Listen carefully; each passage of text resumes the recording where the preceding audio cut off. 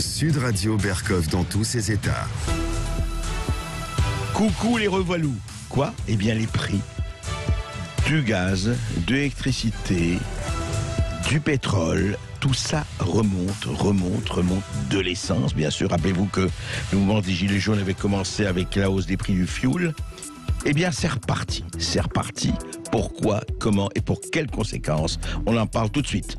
Sud Radio Berkov dans tous ses états.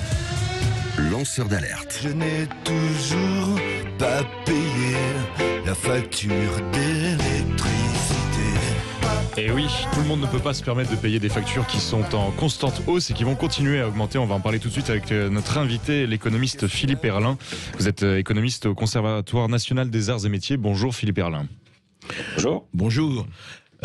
Philippe Herrlin, dites-moi, effectivement, ça avait beaucoup baissé, on n'en parlait plus de ces prix, et puis tout d'un coup, voilà, patatras, eh bien, c'est en train de recommencer de façon assez, je dirais, abrupte, c'est le moins que l'on puisse dire, et ce n'est qu'un début, on va continuer ce combat de la hausse.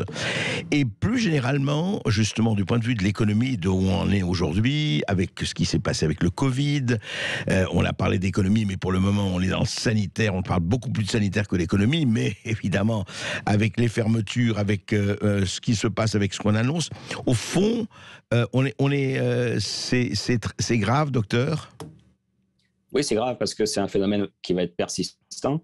Il faut comprendre qu'il y a deux phénomènes qui jouent à la hausse des prix de l'énergie. Le premier, c'est la hausse générale des matières premières. On voit, ça concerne les matières premières énergétiques, mais aussi les métaux, mais aussi les matières premières alimentaires. C'est un mouvement général. Il vient de quoi ? Il vient de la planche à billets des banques centrales. Parce que quand vous produisez une matière première, c'est une ressource qui est rare. Vous produisez du pétrole ou du blé. Bon, pour augmenter vos capacités de production, ça prend du temps, il faut investir. Vous ne pouvez pas décider d'une année sur l'autre de multiplier par deux votre quantité de blé ou de pétrole. Bon. Alors que la Banque centrale européenne, elle a fait exploser son bilan en achetant les dettes des États. Et donc, elle a créé des euros comme ça, de façon complètement artificielle. Et donc, quand on possède des matières premières, on se dit que la valeur de la monnaie va baisser parce qu'il s'en crée beaucoup plus que ce que l'économie génère comme biens et services. Et donc, le réflexe normal, c'est de dire je vais augmenter mes prix parce que moi, je ne veux pas être payé dans une monnaie qui a dévalué. Donc ça, c'est la première explication, la première Juste, cause. Philippe Herrlin, c'est très intéressant ce que vous dites. Est-ce que ce ne serait pas, mais même au niveau mondial, européen, est-ce qu'on n'assiste pas à un coup d'État des banques centrales qui prennent le pouvoir ? Je le dis de façon peut-être un peu abrupte, mais tout se passe comme si c'était ça. Pas coup d'État, elles le font avec l'agrément des États, parce que ça arrange bien Macron et l'Italie et les pays déficitaires que la Banque centrale européenne rachète toute la dette qu'ils émettent, parce que si la BCE n'était pas là, les investisseurs internationaux ne pourraient pas tout acheter, en tout cas pas en la même quantité, et en tout cas pas à des taux si faibles. Donc la France ou l'Italie ou d'autres pays seraient obligés de monter les taux d'intérêt pour que les gens l'achètent, pour que les investisseurs l'achètent, mais à ce moment-là, ça coûterait beaucoup plus cher au budget. Bien sûr. Là, voilà, donc c'est les banques centrales avec les États qui se mettent d'accord, mais un peu sur le dos des ménages, sur le dos des entreprises. Voilà. Et alors, second volet, vous disiez. Alors la deuxième raison, c'est tout ce qui s'appelle la transition énergétique, c'est-à-dire le fait qu'on met en place tout un tas de taxes, de réglementations pour limiter les énergies fossiles et pour augmenter la part des renouvelables. Et ça coûte extrêmement cher. Il faut savoir que les éoliennes produisent de l'électricité, mais à des tarifs plus élevés que le nucléaire ou le gaz ou le pétrole. Et donc, c'est compensé par les gens qui payent leur facture d'électricité. Il y a plusieurs taxes, notamment la CSPE, qui sert qui est reversée aux producteurs d'éoliennes. Et comme le nombre d'éoliennes en France augmente, les éoliennes terrestres, mais aussi les éoliennes offshore, qui coûtent beaucoup plus cher et fournissent une électricité à un coût beaucoup plus élevé, il faut compenser d'autant plus. Et donc, c'est une tendance lourde d'augmentation des prix. Et on n'en est vraiment pas sorti. Ça, c'est vraiment dommage. Et ça va avoir un impact sérieux sur le pouvoir d'achat. D'autant plus, des et vous ménages, le savez, que les éoliennes sont des intermittentes. C'est-à-dire quand il n'y a pas de vent, ça fonctionne à autre chose que... Voilà, ça oblige de toute façon à construire des centrales au gaz. Et voilà, donc c'est même pas intéressant au point de vue émission de CO2. Donc, Oui, et justement, est-ce que ça a dû vous frapper, Philippe Erlin, que Joe Biden, l'idole, la star des écologistes, je me rappelle qu'Yannick Jadot et Eric Piolle avaient salué effectivement son arrivée en disant « ça y est, voilà, les écologistes sont au pouvoir, ou presque », eh bien, il vient de leur donner des forages sur au Mexique, sur une surface qui fait, je sais pas, une demi-fois, une fois la France, quoi. Et voilà, des forages, gaz, etc. Mais de toute façon, certains écologistes nous expliquent qu'on pourrait fonctionner en totalité avec des renouvelables. C'est totalement faux. Ouais.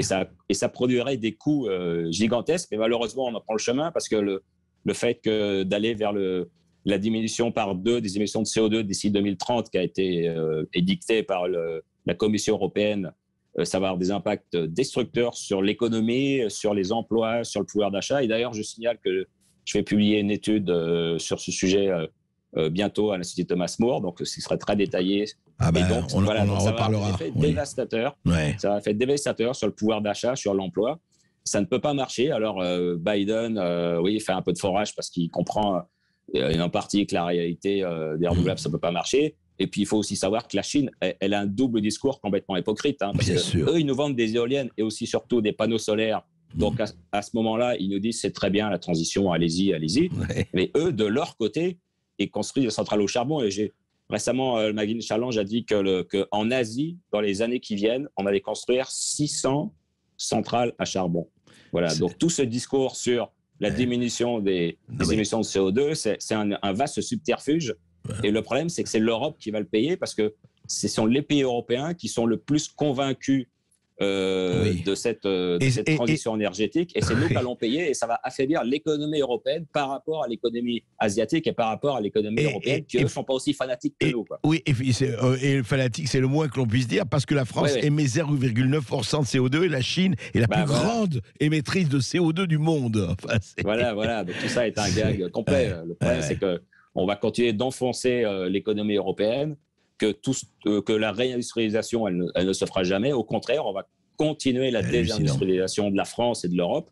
Et c'est une véritable catastrophe qui se prépare. Donc, pour l'instant, on n'en voit que le début, en fait. L'augmentation des prix, bon, alors ça touche les ménages, mais quand... Et qui va continuer, d'après ce que vous dites, qui va continuer. Oui, ça va continuer. Ouais. Ça va continuer. Et puis, quand les gens qui travaillent dans le secteur automobile vont commencer à perdre leur emploi, là, ce sera un peu la deuxième couche, si vous voulez. Et puis ensuite, ça va impacter tout un tas de secteurs. Et donc, ça va se traduire par des baisses de pouvoir d'achat, mais aussi des pertes d'emplois et une perte de la puissance économique française et européenne. Et qui est déjà sérieusement entamée. Merci Philippe Erlin. Il y a du soleil sur la France et tout le reste n'a pas d'importance, mais là, on voit que ça a vraiment de l'importance. Mais écoutez, Bruno Le Maire a dit que l'économie était florissante, donc tout va bien. On va essayer de positiver. Vous nous appelez au 0826 300 300. Vous pouvez réagir. Vous êtes évidemment des ménages. Vous avez à payer vos factures de gaz, d'électricité et de pétrole. Alors vous nous appelez et puis on se retrouve à 13h15 pour en parler avec vous.